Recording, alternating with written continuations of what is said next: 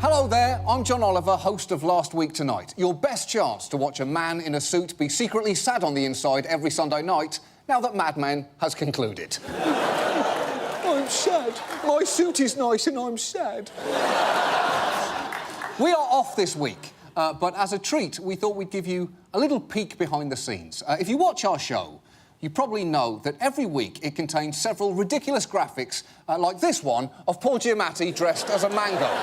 But what you might not know is that we have generated dozens of images for jokes that we then cut from the script for whatever reason. That maybe the show was too long, maybe we just couldn't figure out a reason for Paul Giamatti to dress like a mango that week. Although we do try to do that every single week, it's a striking image. But tonight, I would like to share with you some of our favourite lost images of Last Week Tonight. Now, I'm not going to tell you any context for these. The images are beautiful enough to speak for themselves. For instance, here is one of me being angry at Joe Pantoliano for eating my onion rings at a Sonic. I genuinely have absolutely no memory of what that joke was. Deep down, it probably never made any sense. Here is a panda king. An image as striking as it is completely meaningless. The Panda King, by the way, one of our many unused animal images, like this picture of a snake eating its own tail. Who knows what is happening here? But look at his extremely excited eye. This might very well be a picture of an extremely lonely snake or one who's been taking yoga classes who's got a little bit curious. Here is a lost image of a blind bunny rabbit. Now, again, I don't know what the joke was, but I cannot believe that we didn't give him a tiny little seeing eye puppy.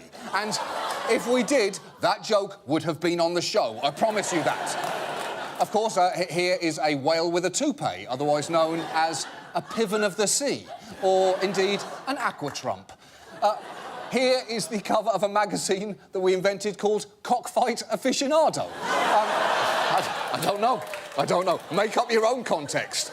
It's not always animals. Sometimes it's very specific scenes, like Kid Rock driving a monster truck through the side of a Dairy Queen, which we had to make in Photoshop, even though it really seems like the kind of image that should already have existed in real life. You know, much like Shia LaBeouf playing pan flute or Matthew McConaughey's skateboard trick, you know, Googling Kid Rock driving monster truck through Dairy Queen does not give you the instant result back that you know in your heart it really should. Now, often, as a little insight into what we do here, we use our staff or their families for graphics, which makes it even more awkward when we cut them. This is a producer driving in a car with a sex doll.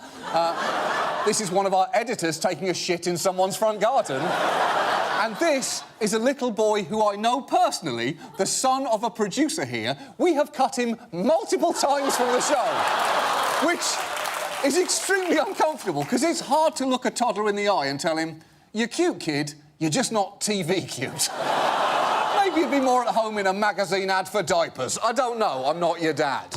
And finally tonight, to round up, we have an image so discomforting that we could not justify displaying it on television. But here, on the internet, where any image that has ever existed is a mere keystroke away, I feel compelled to share with you this picture of my head in the middle of getting a mohawk.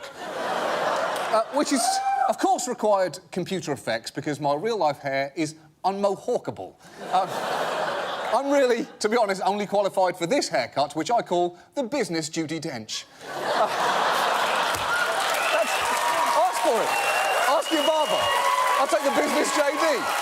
Last Week Tonight returns next Sunday at 11 on HBO. Until then, enjoy trying to unsee the things that you have just seen. Goodbye.